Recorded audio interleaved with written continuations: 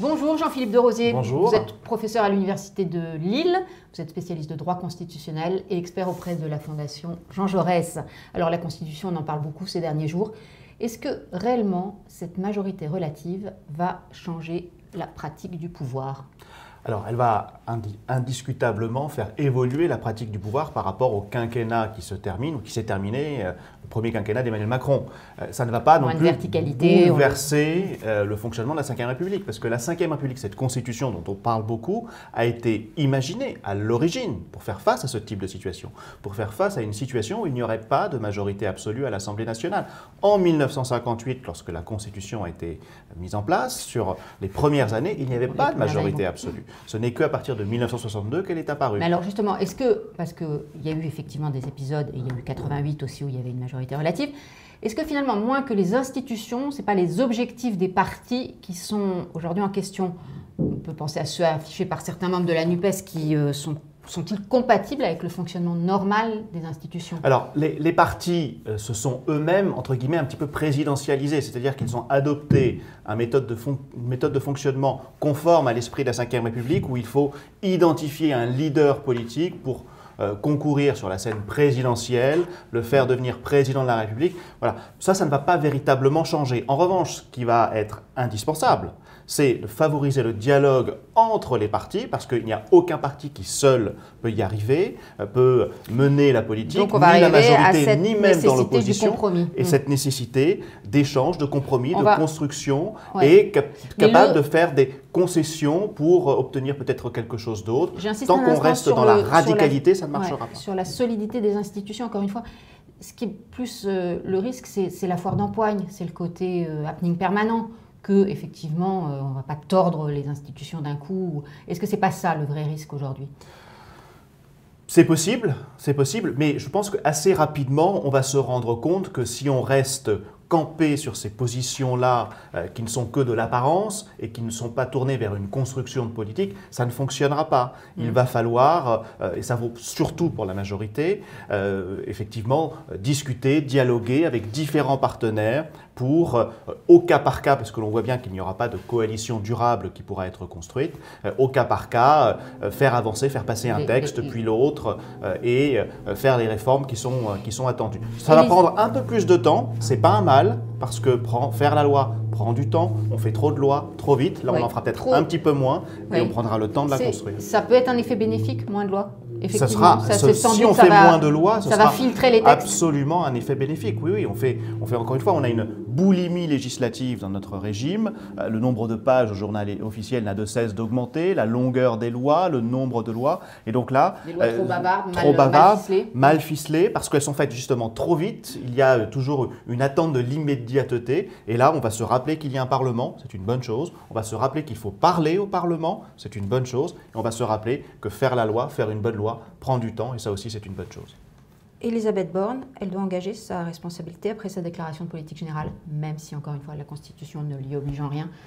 Alors, comme vous le dites, la Constitution ne lui impose pas, donc elle ne doit pas, d'un point de vue juridique et d'un point de vue constitutionnel. Et sur le plan politique, ce n'est pas nécessaire, ce n'est pas une obligation, même politique. Elle a la confiance du chef de l'État. Le chef de l'État a obtenu une certaine confiance des Français. On sait dans quelles conditions est-ce qu'il a été élu.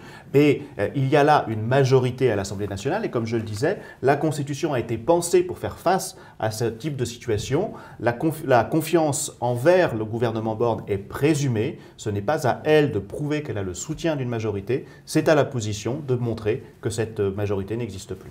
Et donc, ça serait effectivement une motion de défiance. Une motion de censure qui doit être adoptée à la majorité absolue pour renverser. Là, elle sera obligée pour le coup de démissionner si la motion de censure est adoptée. Lionel Jospin a donné une interview au Monde. Il disait une partie du pouvoir, en tout cas pour l'élaboration de la loi, a glissé de l'Élysée au Palais Bourbon. C'est effectivement ça qui va être peut-être le marqueur fort de ce changement.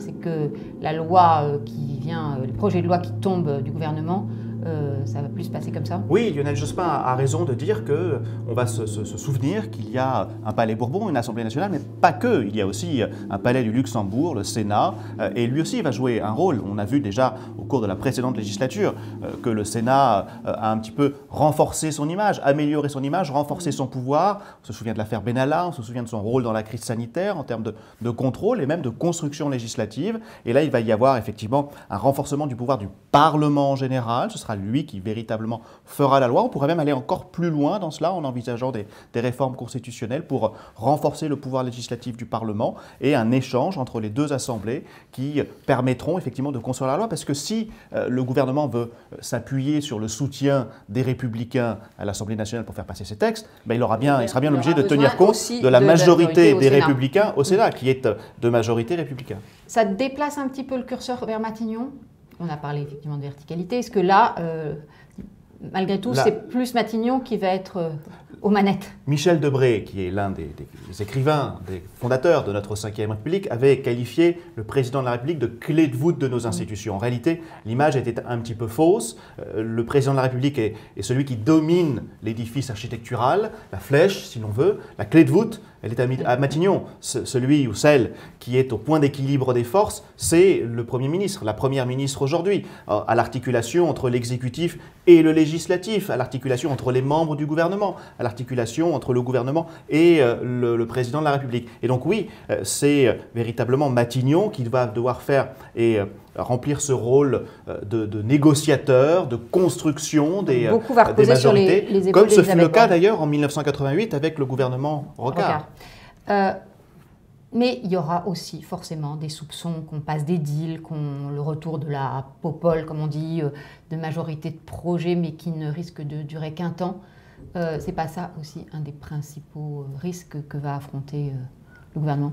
Mais faire de la politique, c'est négocier, c'est effectivement et quand on faire aura sur un projet, accords, sur un texte, un compromis passé avec un tel, puis il y aura forcément des tractations en coulisses et tout ça, ça va être compliqué quand même. Oui, mais alors, je ne sais pas si ça va être compliqué, on le verra bien. Par rapport à 1988, la majorité... le soupçon, d'entretenir que c'est pas vraiment dans l'hémicycle que ça se passe, c'est pas transparent. Mais ce n'est jamais dans l'hémicycle et seulement dans l'hémicycle que ça se passe. Et d'ailleurs, il y a une place sans doute un petit peu trop forte en France de l'hémicycle. L'hémicycle est là, effectivement, pour discuter officiellement la loi, mais il y a beaucoup d'autres lieux où l'on doit discuter la loi.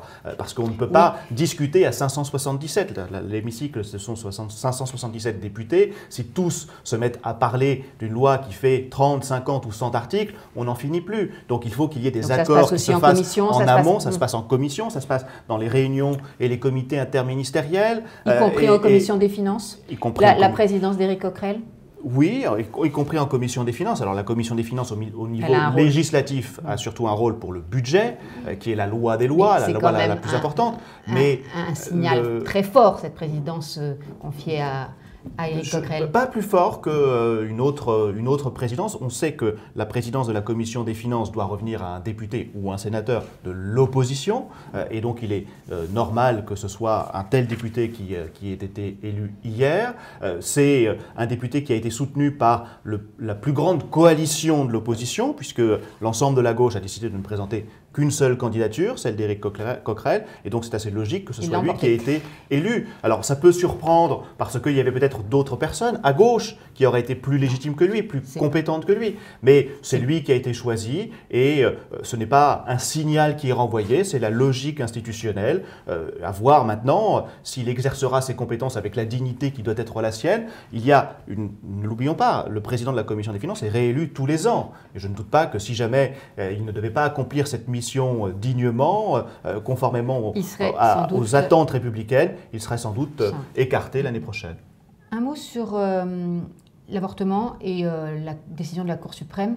Est-ce qu'il faut inscrire l'IVG, le droit à l'avortement, dans la Constitution? Est-ce qu'il faut l'inscrire? dans l'immédiat, aujourd'hui, ce n'est pas nécessaire. Je ne crois pas qu'en France, sous la Ve République, il y ait un risque tel celui que l'on connaît, que l'on a vu aux États-Unis.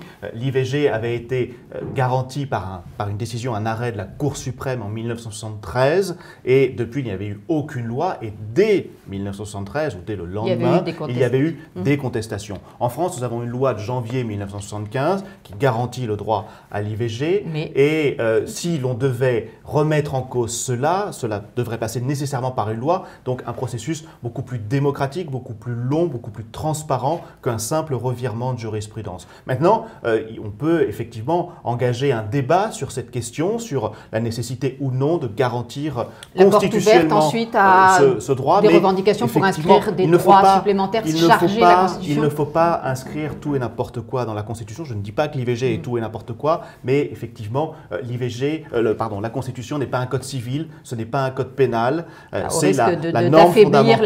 Absolument. Et si jamais on devait inscrire l'IVG, il faudrait voir où l'inscrire, pas forcément dans le préambule. Je rappelle que la loi de 1975, c'est la loi Simone Veil, et que cette même Simone Veil a présidé en 2008 un comité de réflexion sur l'évolution du préambule, et elle n'a pas jugé utile de dire qu'il fallait modifier le préambule en général, et ni concernant l'IVG en particulier. Mais il faut engager, et c'est là que le Parlement a son rôle à jouer, une discussion sur le sujet pour apprécier la nécessité ou non de faire évoluer notre Constitution dans ce sens. Merci Jean-Philippe Desrosiers. Merci aussi à ceux qui sont aux vraies manettes de cette interview matinale. Merci à Jérémy Bouillard, à Johan Mathias et à Romain Second. Bon été à tous. Merci.